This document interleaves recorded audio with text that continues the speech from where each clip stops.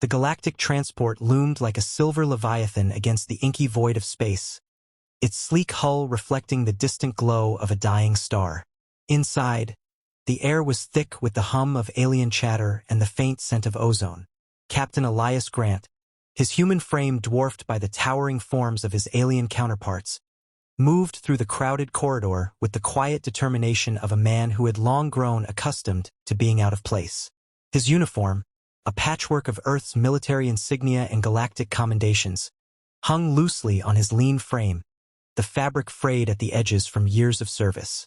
A fresh scar ran along his jawline, a souvenir from his latest mission, and his dark eyes bore the weight of countless battles fought in the name of a galaxy that rarely thanked him. He approached the seating area, a vast chamber filled with rows of ergonomic pods designed to accommodate the diverse physiologies of the galaxy's species. The pods were a marvel of engineering, each one adjustable to fit everything from the spindly limbs of the Zorathians to the hulking frames of the Krell. Yet, as Grant reached the nearest empty pod, a voice cut through the din like a blade. "That seat is reserved for species of higher standing," the attendant said, his tone dripping with condescension. He was a Valen, his iridescent scales shimmering under the artificial light, and his elongated snout curled into a sneer as he looked Grant up and down. "Humans are to use the standing compartments in the rear." Grant clenched his jaw, his fingers twitching at his sides. He had faced this kind of prejudice before, but it never got easier. "I've fought in 3 galactic wars," he said, his voice steady but laced with an edge of frustration. "I've bled for this galaxy. Surely that earns me the right to sit." The Valen's sneer deepened. "Your sacrifices are noted, Captain, but they do not change the fact that humans are lesser. Now, if you'll excuse me." He turned away, dismissing Grant as though he were nothing more than an inconvenience. The other passengers, a mix of species from across the galaxy, watched the exchange with varying degrees of interest. A Zorathian diplomat, his slender frame draped in robes of shimmering silk, leaned over to whisper something to his companion, a Krell merchant whose massive form barely fit in his pod. The merchant chuckled, a deep, rumbling sound that echoed through the chamber. "Typical human," he said, his voice carrying far enough for Grant to hear. "Always thinking they deserve more than they're worth." Grant's fists tightened, but he forced himself to take a deep breath. Losing his temper wouldn't help.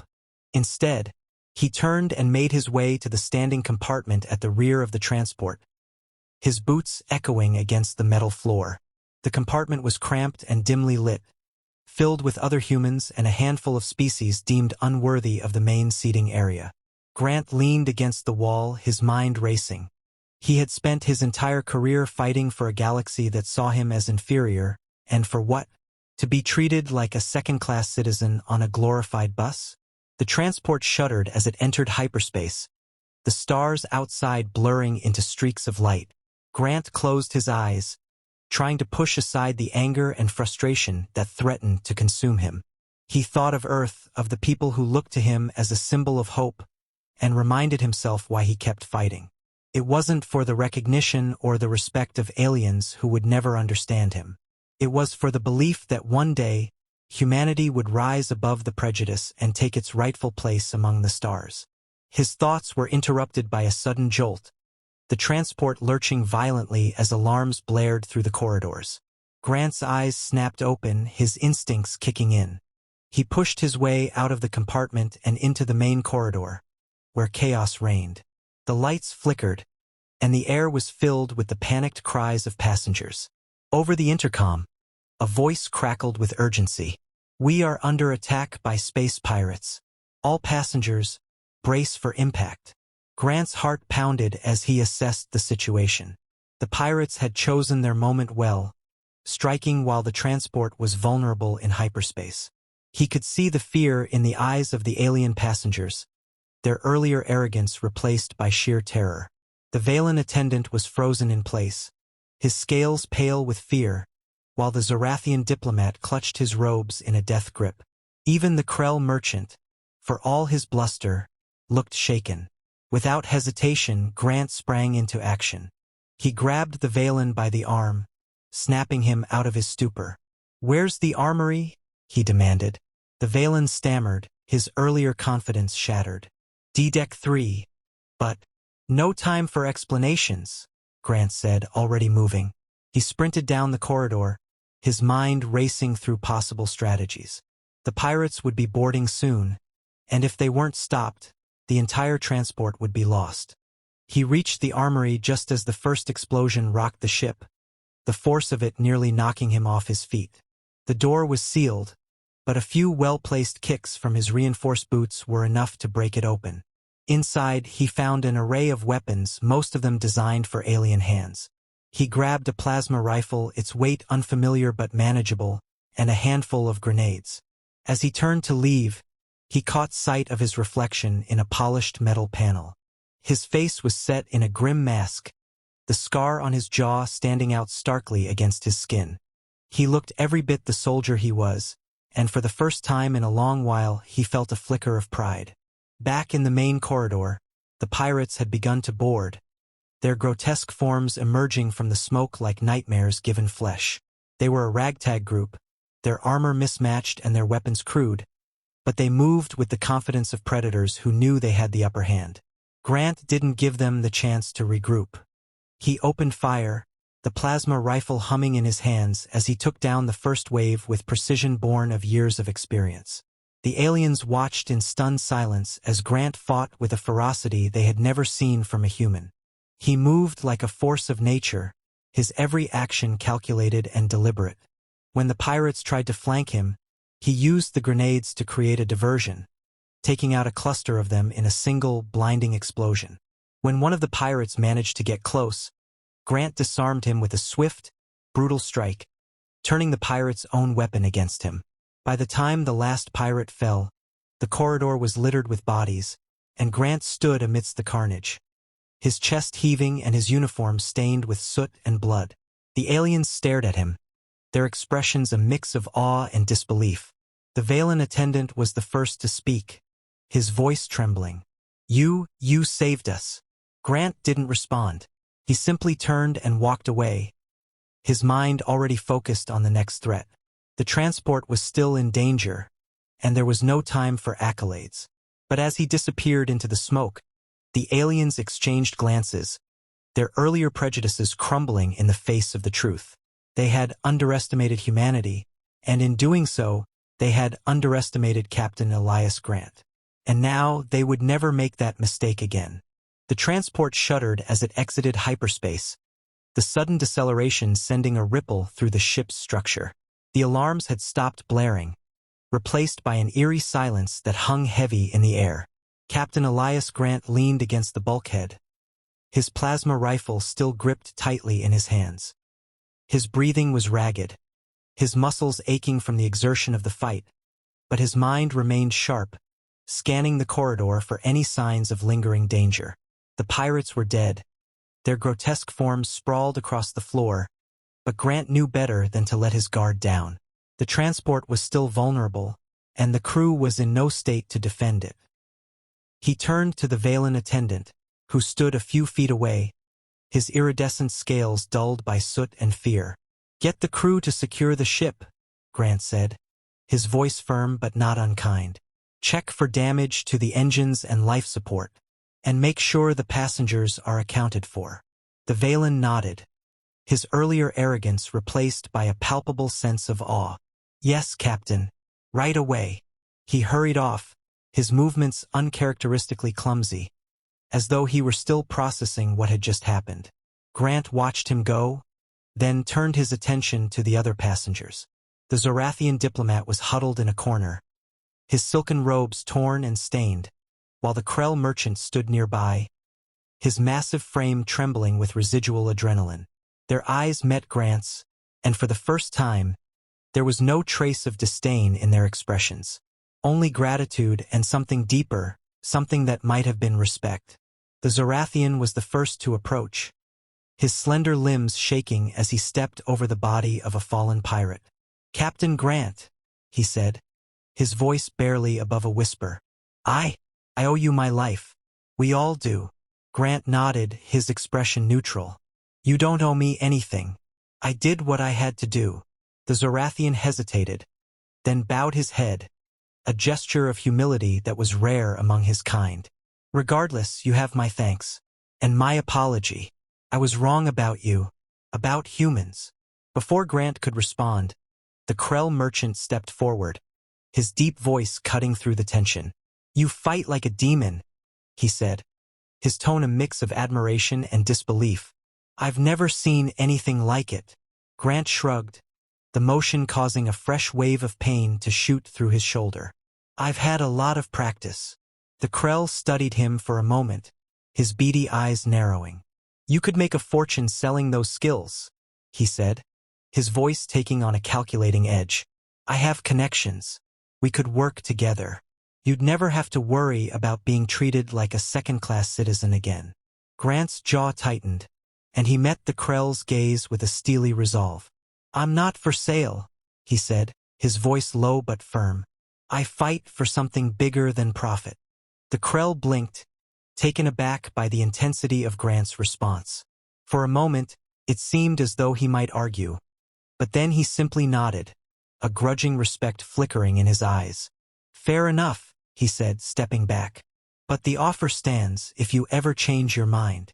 Grant didn't respond. He turned away, his mind already shifting to the next task. The transport was still in danger, and there was no time for idle conversation. He made his way to the bridge, his boots echoing against the metal floor.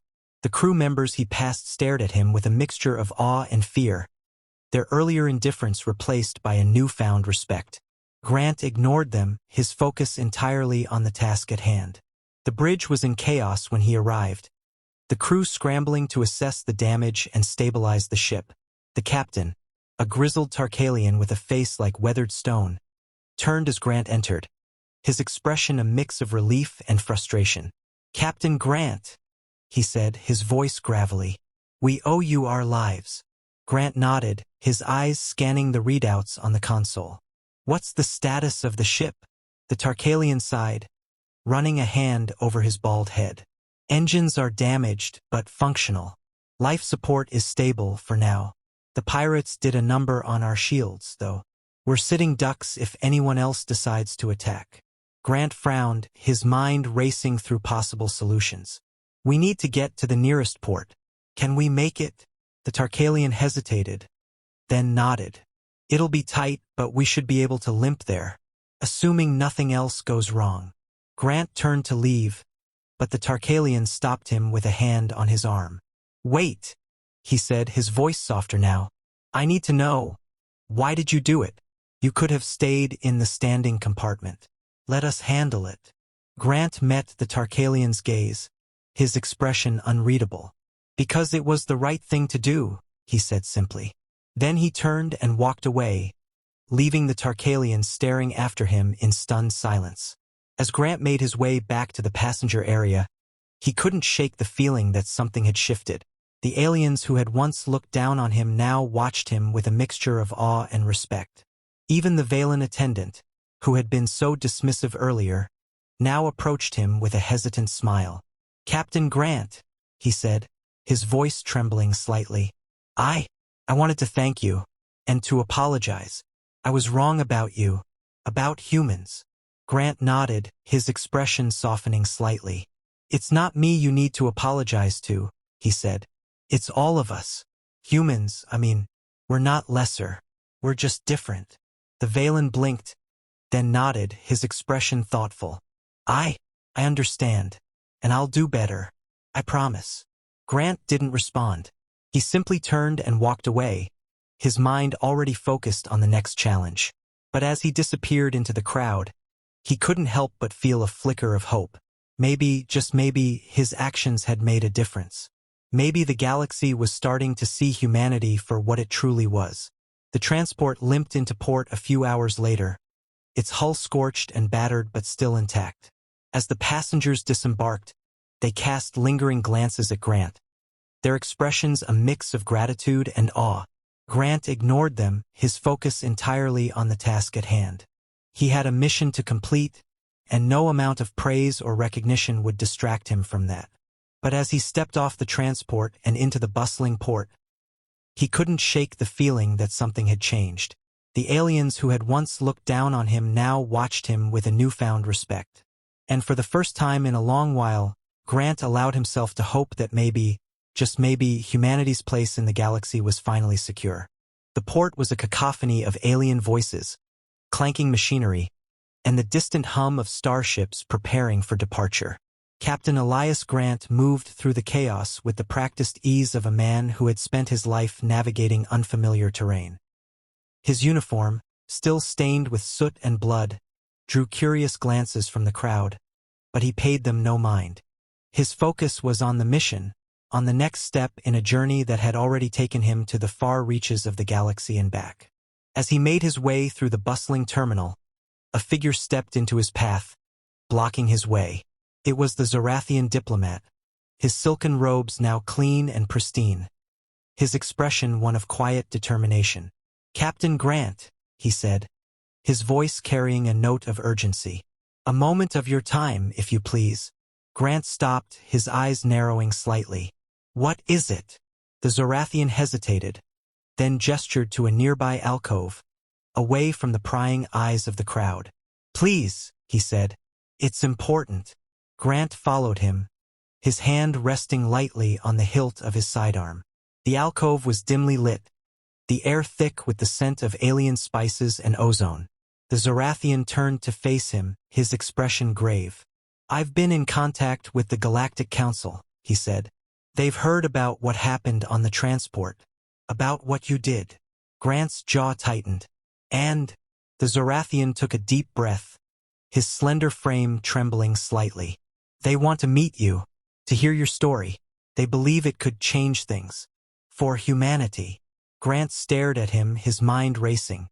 The Galactic Council was the most powerful governing body in the galaxy, a coalition of the most advanced species in the known universe.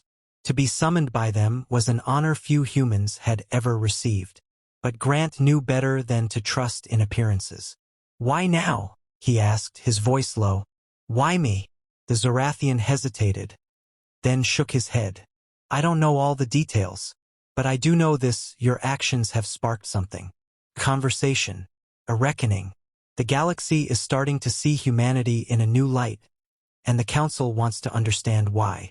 Grant studied the Zorathian for a moment, then nodded. "All right, I'll go. But on one condition." The Zorathian blinked, surprised. "What condition?" "That you come with me," Grant said. "You've seen what I can do. You've seen what humanity is capable of. I want you to tell the Council what you saw. Not as a diplomat, but as a witness." The Zorathian hesitated, then nodded. "Very well. I'll accompany you." The journey to the Galactic Council's headquarters was a blur of hyperspace jumps and diplomatic formalities. Grant spent most of the time in silence, his mind focused on the task ahead. The Zorathian, for his part, seemed content to let him be, his own thoughts clearly preoccupied with the weight of what was to come. When they finally arrived, Grant was struck by the sheer scale of the Council's headquarters. It was a massive structure, its gleaming spires reaching high into the sky, its walls adorned with intricate carvings that told the history of the galaxy. The air was thick with the hum of power, the sense of importance palpable. As they made their way through the grand halls, Grant couldn't help but feel a flicker of unease. He had spent his entire life fighting for a galaxy that had never fully accepted him, and now he was about to stand before its most powerful leaders. It was a daunting prospect, but one he knew he couldn't shy away from. The council chamber was even more imposing than the rest of the building, its vast dome ceiling adorned with a holographic representation of the galaxy. The council members sat in a semicircle, their expressions unreadable as Grant and the Zorathian entered. There were representatives from every major species. Their diverse forms a testament to the galaxy's complexity. At the center of the semicircle sat the council's leader, a towering figure with skin like molten gold and eyes that seemed to pierce through to the soul. "Captain Elias Grant," the leader said, his voice resonating through the chamber. "We have heard much about you. Please, step forward." Grant did as he was told, his posture straight, his expression calm. He could feel the weight of the council's gaze on him, but he refused to let it intimidate him. "You wanted to see me," he said, his voice steady. "Here I am." The leader nodded, his golden skin shimmering in the light. "We have heard of your actions on the galactic transport, of your bravery in the face of overwhelming odds. We wish to understand what drives you, Captain Grant. What drives humanity?" Grant took a deep breath, his mind racing. He knew this was his chance, perhaps his only chance, to make a difference, to show the galaxy what humanity was truly capable of. "What drives me," he said, his voice carrying through the chamber, "is the belief that every species, no matter how small or seemingly insignificant, has the potential for greatness. Humanity has been dismissed, underestimated, and marginalized for too long. But we are not lesser. We are different, and in that difference lies our strength." The council members exchanged glances, their expressions unreadable. The leader leaned forward, his golden eyes narrowing. "And what would you have us do, Captain Grant? How would you have us treat humanity?" Grant met the leader's gaze, his expression unwavering. "I would have you treat us as equals, not because we demand it, but because we have earned it. Through our actions, through our sacrifices, through our unwavering belief in the potential for a better galaxy. We may not have the technology or the resources of other species, but we have something far more valuable: the will to fight for what is right, no matter the cost." The chamber fell silent, the weight of Grant's words hanging in the air. For a moment, it seemed as though the entire galaxy held its breath. Then, slowly, the leader nodded, his expression one of quiet respect. "You have given us much to consider, Captain Grant. We will not forget your words." As Grant left the chamber, he couldn't help but feel a flicker of hope. He had done what he could, said what needed to be said. The rest was out of his hands. But as he stepped out into the bustling halls of the council's headquarters, he knew that something had changed. The galaxy was starting to see humanity in a new light, and that was a victory in itself. The Zorathian diplomat fell into step beside him, his expression thoughtful. "You did well," he said quietly. "Better than I expected." Grant nodded, his mind already focused on the next challenge. "We'll see," he said. "But this is just the beginning. The real work starts now." As they made their way back to the port, Grant couldn't shake the feeling that something had shifted. The aliens who had once looked down on him now watched him with a newfound respect. And for the first time in a long while, Grant allowed himself to hope that maybe, just maybe, humanity's place in the galaxy was finally secure.